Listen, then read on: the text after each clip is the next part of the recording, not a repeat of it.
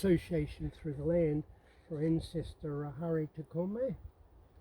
Now Hari Tukume, he also linked in several ancestral places, not only Te Rangita but Koropoto, quite an independent Arawa explorer who came here and set up on the northeast side of Taupo. He also had links with Mary and connections with Ngāti Tahu.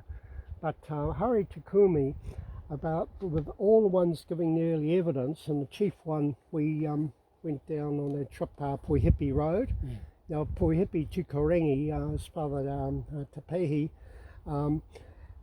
was too old and ill, but he had the mana over the area. Yeah. As a rangatira, equivalent of paramount. He was too ill to go and sign the treaty, so the Reverend Williams, the missionary, took him and Poihipi in his father's stead.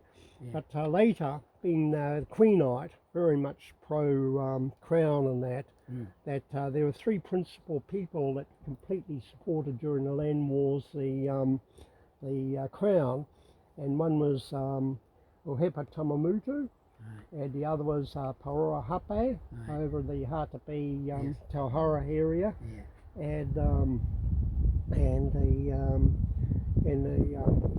third one, I said Poihipi Tukorangi, but the third one was Ohepa Tamamutu, who absconded in Oronui, but actually was born at a island and raised at Motuteri before he came up through ancestors Kopawa and others at Whakaipo.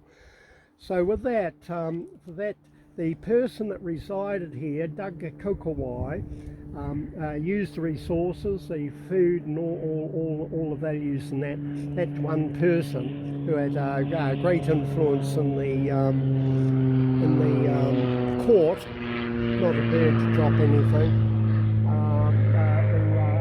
resided in the court was Hari Tukume and Poihipi Tukorangi were the principal owners for the sale of the Wairaki block.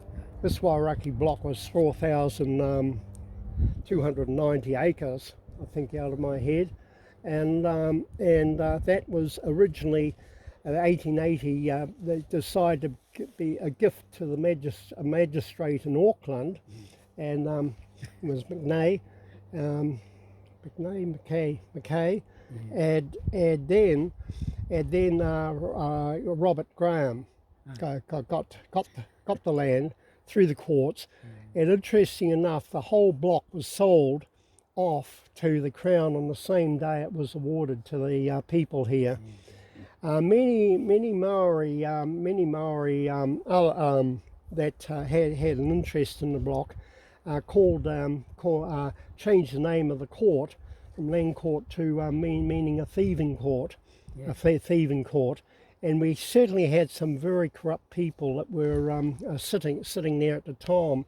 One had been kicked out of Tauranga for falsifying names as a court clerk, and then be a beneficiary of receiving dividends for land, and the name all fabricated and made up.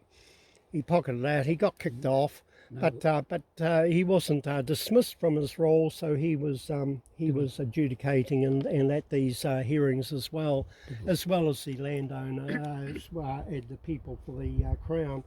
Now Gail's place and interest here is not far from here. Ohepa Tamamutu, for a slab of Panamu and several native garments, this pre-treaty times, got individual digging rights. You had to buy in as an individual digging rights.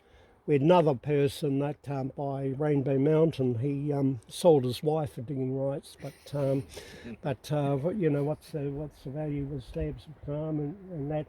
But Kokowai was a very a rare source that had to be worked, and it took up to 2 months with the curing and the seeping and the baking and rebaking and that, the preparation. You smear it on yourself and it sticks to your hands. but mixed with oil and that, it lasts far better than any of the most modern industrial paints that they can produce. Slap industrial paints on a rock, and years, decades later, there's no trace of it. Put cocoa wire on, and there's always some trace of something remains in very varying conditions. So Hari Takumi had his own digging preserve. I think I showed you the place scale, did I? Over there still remains some bits of boards and that where he was. But Hohepa Tamamutu, to get over to Oronui, he for his purchase, his digging place is not too far down from here. A massive cauldron, a lot of the digging rights. Often it was whole tribes, and they removed it by the ton load. Over by Atiamuri, war parties were sent to dig and hold and possess and secure it. Such is a value that exchanged by the Kahununu in Hawke's Bay. Imagine carrying as much as can by walking all the way to Hawke's Bay, and it was exchanged for Panamu. It came via the South Island. So that was the trading thing. The second big trading thing here, or the main one, if not the earliest, or conjointly, was the obsidian. And there are only two places in New Zealand that had a wide distribution of obsidian. Obsidian, Coromandel and Auckland, North Auckland areas and that, only seem to have a very localised one. But the major trade things was at Whangamata, the fault lines here, Kinloch, and that tended to go east, west coast and south, right down to South Island, and it's present in some of the oldest sites down at Palliser Bay, but very little going north. Where I've looked at Tokoroa and other areas, and even some of the big pa, where you might get 4 types of obsidian, obsidian from here is going northward is very scarce.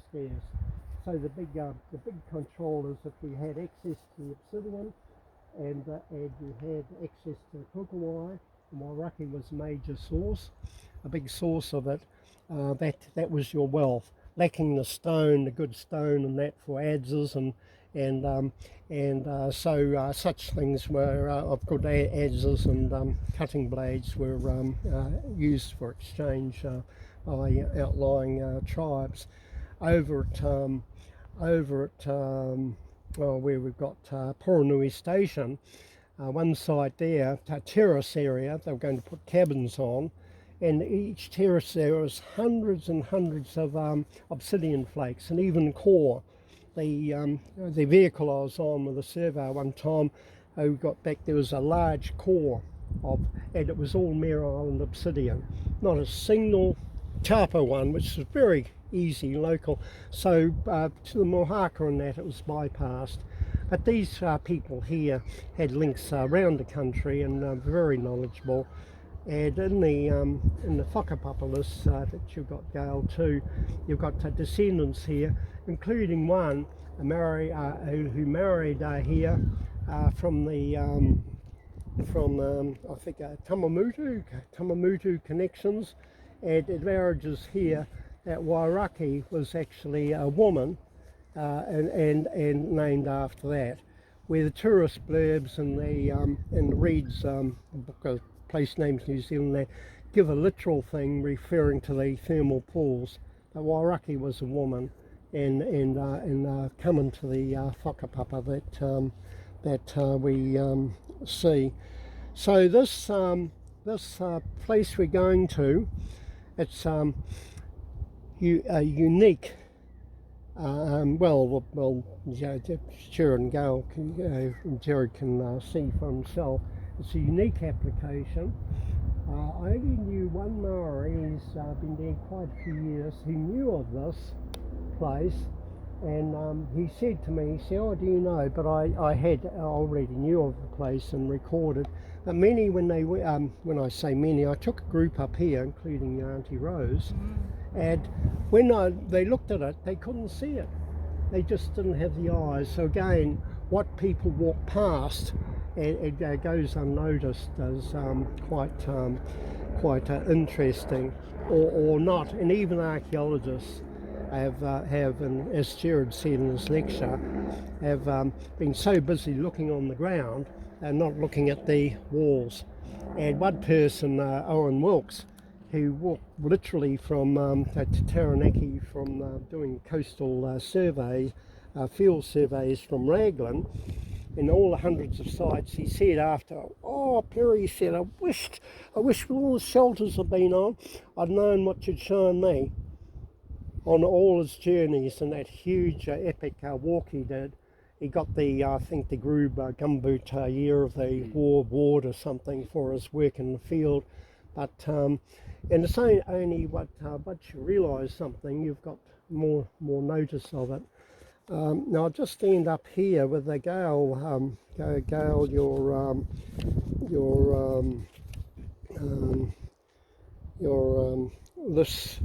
this an ancestral base, but you're directly connected. You're directly connected to Te Tawhara. And that came up with our trip in that Te Tawhara. There are two Te Tawharas. The first one, before the sons of TeWhare, and they're still being through Kurapoto, assisted to clear the Ngāti Hutu down the lake to give them occupation at the southern end of the lake after a bit of fighting up this end. But Te Tawhara himself had his mana, and quite separate to TeWhare, was living at Lake Rotoara, and he had mana to claim and go back when he returned pressure on Ngāti Apa. All lands up the Western Bays to what was Te Whakamaru, or called near Mangakino today, and a descendant from that was, as I say, Te Rangita, which dominated 3 parts of the lake. Many people look down the Waitoko Tauranga Taupo area and just think it's them. But no, Te Rangita was a big presence up here, and also the Western Bays, particularly the Waihaha area, all places of importance where they then seasonally lived and hunted. Another one down there come from Tamamutu, and Tamamutu married, there are 2 Tamamutus down the track, but he married Ruinarangi. Now Ruinarangi has been pushed out for years, and are now with the register of the base and that, and the Kamatua have now be able to put their place back here, and even Auntie Rose had reports in that about Ruinarangi, and I even did a hand sketch, and a separate hand sketch of the marks around. And I used black and white and later colour photos of this as a site. The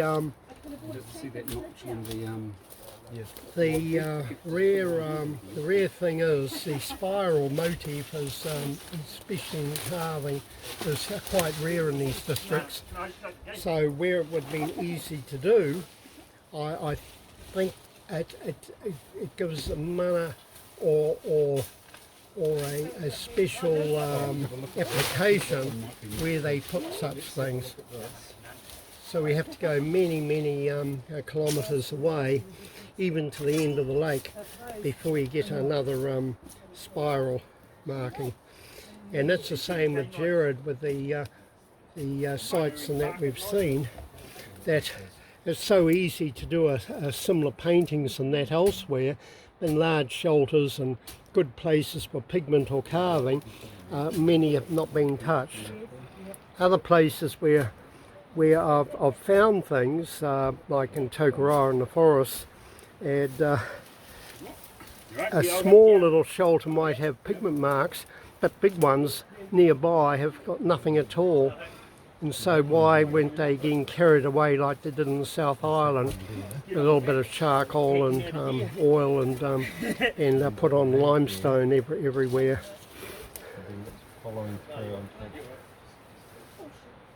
This is just a digital enhancement, so that's...